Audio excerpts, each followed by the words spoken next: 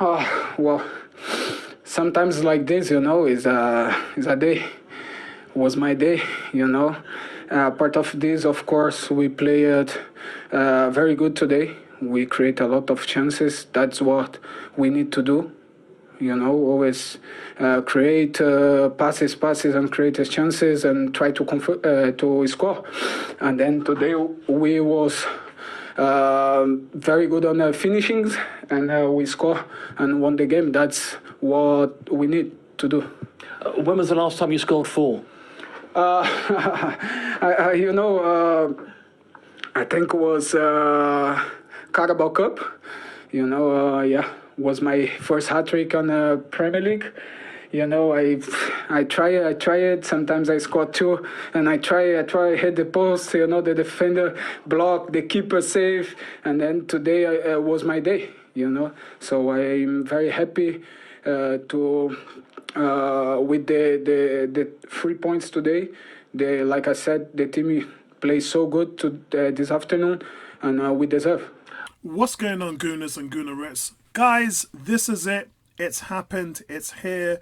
But before I talk about our new signing, let me cast your mind back when Arsenal had an awful start to this season against Man United, and they went out and they bought Park, Mertesacker, Santos, Arteta, and Benayoun. All of that done after the first 3 games in the season.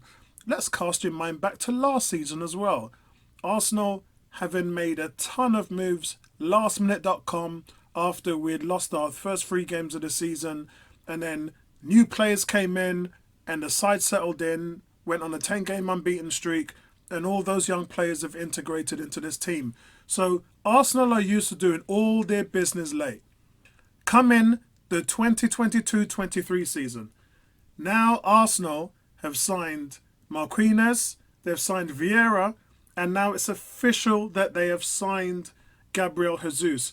87 goals in 230 games. Last season, he started 24 games in the league and Champions League, had 12 goals, 9 assists. Since 2020 in the Premier League, he started 54 games and scored 21 goals and 19 assists.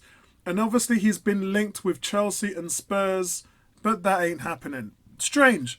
Both teams are in the Champions League and Arsenal aren't. The comparison was always made that Jurgen Klopp was able to go out and get Salah, Mane and Firmino when Liverpool finished 8th. And if he has the ability to do that to build a team, so should Arteta. But some of these players was definitely shoehorned by Arteta because he knows what players work well in his system.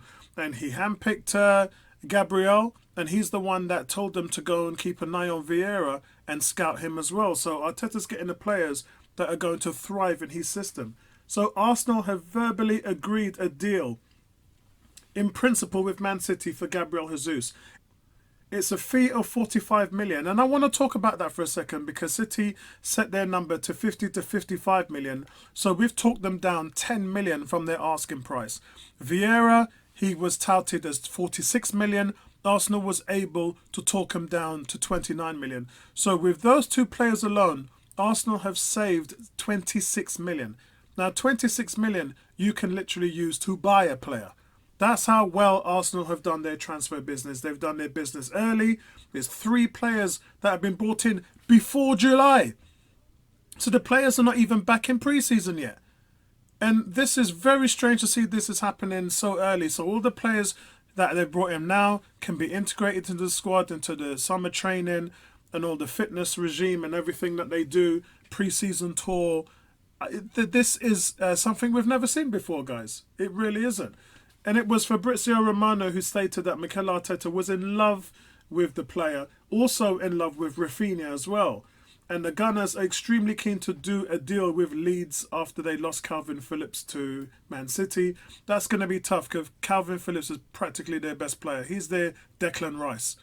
And to lose somebody like that is huge.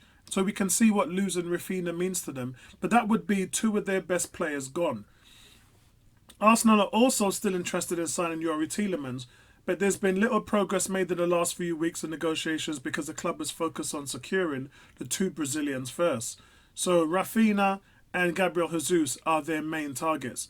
and they now need to finalise personal terms with Gabriel Jesus, which they already started 2 weeks ago. So that won't be an issue. Gabriel Jesus will be Arsenal's main striker next season.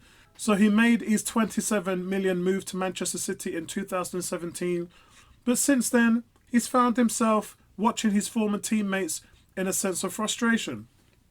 Jesus is a 4-time Premier League title winner who has, of course, made important contributions at the Etihad Stadium. He has a lot of talent and a lot of potential, but he still needs to have more playing time. The lack of consistency and started opportunities has really hurt his game. More than a third of Jesus' 159 Premier League appearances have come as a substitute. But it's important to remember too that Jesus not just only brings plenty of goals and assists, but he excels in many other ways. His off-the-ball movement and his versatility to his pressing is second to none. Rated XG #1 in pressing in the Premier League last season. And Guardiola has always valued Jesus highly. Jesus has been rather unappreciated at the club. With Jesus in the side, City are always more decisive, they're more devastating, they break quicker, and they're faster winning the ball high up the pitch. This is a World Cup year, which means that players want to be playing regularly enough to be in contention with their countries. At 25 years old, he holds so much potential to shine as Arsenal's main man and Brazil on the national scale. His willingness and unselfishness will serve Arteta very well. He's energetic, he's sharp, and he's enthusiastic, and he plays within the system. That is key, guys. Something our younger players struggled with when following Arteta's tactic last season. This is someone that Arteta can trust.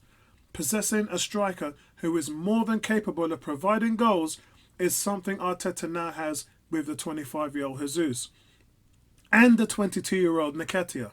Both are ruthless in front of goal, both are hard-working, and the best is yet to come from both forwards.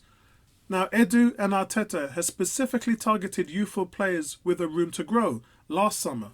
But this is phase 2. Arsenal are now bringing in a quality set of players that are experienced at all levels. And most of Gabriel Jesus' 159 games, as I said, were as substitutes, whereas Lacazette actually played more games and started more games than Jesus. But Jesus had De Bruyne feeding him in one of the strongest teams in the world. Lacazette had Odegaard feeding him, and Odegaard created more chances than De Bruyne last season. And Saka was only just behind De Bruyne, who 4th in the league. So with that much creativity around him, Gabriel Jesus should fit in here very well. He's Premier League proven, he knows what it takes to win titles, guys. He's at the right age and very talented. He's unselfish in his playing style. He creates a lot of chances as well. He was within the top 10 of that list that I just talked about. And he gets back and he defends. So this is a fantastic deal, guys. And I think everybody should be happy. Last summer, Odegaard was our #1 target. We managed to bag him. This summer, Gabriel Jesus is Arsenal's #1 target. And they've managed to bag him as well. So I think from that standpoint, and I've always challenged the front office. I know the section of our fans with an Arteta agenda have always talked about the manager, the manager, the manager, the manager. And it gets really old. But the fact of the matter is that Arsenal's success will depend on the whole front office entirely. It will depend on Josh Kroenke's commitment to spend, and believe me, he is spending some serious money. Over the last 3 years, no one has spent more, and this summer it looks like they're on par to spend 150 to 200 million.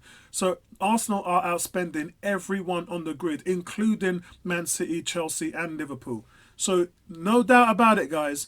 We're looking at a team of quality that has come from the front office. Vinay, can't say he's really done his job because it is what it is with Vinay. He's just a decision maker. But Edu, Richard Garlick, they're the guys on the transfer scheme and the negotiation scheme. And it's their job to go in and negotiate with players, find the players, scout the players, and work on the contracts. And then it's Arteta's job to manage them and get the tactics right. And success only works when all 4 of those phases come together. And what we're seeing now, we're seeing a combination of Vinay, Josh Kroenke, Richard Garlick, Edu, picking up the slack in the front office, and that will give Mikel Arteta the tools that he needs to go in and make a successful team with no excuses this season. Outside of that, guys, Marseille are talking about making an offer for William Saliba, where he spent much of last season on loan. Now they're prepared to pay Arsenal up to 25 million in order to do so. Now this is coming from Get Frank Football News. Personally, they don't have the money. Saliba seems dedicated this season to prove himself in the Premier League. Not just that, but 25 million, that's silly. That's ridiculous. Someone, if he was a British player and playing in this country, he would be worth at least 60 million. And not just that, but Nuno Tavares, they've been talking about selling him for around 35, 40 million. So how are you going to come with an offer of 25? I tell you, only at Arsenal would you see players just getting sold off like Bernd Leno for 8 million. It's just foolishness. And it's the desperation. Teams are almost using the desperation of Arsenal against them. And it's time Arsenal says no to those kind of foolish moves and stand up for themselves. So I hope that, common sense prevails as far as that goes. But guys, welcome to Gabriel Jesus. You are an Arsenal player. Let's do it, man. Let's get it on. Speak to you guys later, man. Leave the comments in the section below, and I'll speak to you in the next one. Peace out.